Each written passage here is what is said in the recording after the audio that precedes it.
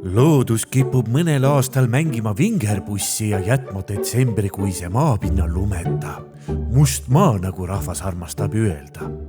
Loodusvaatlejate jaoks on selline aeg aga eriliseks maiuspalaks haruldaste liikide otsimisel. Kus aga vähegi lumeraasukest leidub, seal võib kohata liiki nimega Otepehensis vulgaris, tavaline otepäälane. Liik, kes on evolutsiooni käigus õppinud ümbritsema end alati talve ja jõulu atribuutikaga, ka siis, kui loodus ise sellele kaasa ei aita.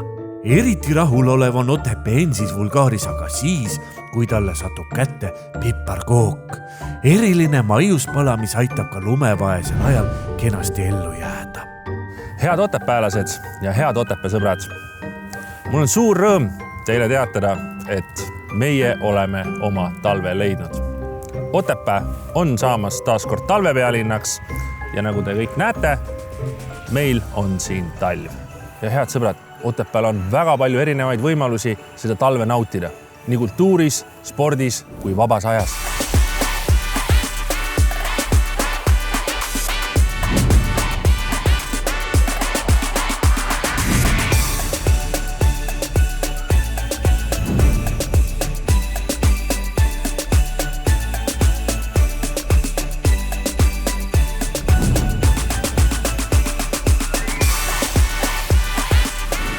Soovin teile ilusat talve algust, mõnusat jõuluaega ja toredat aastalõppu.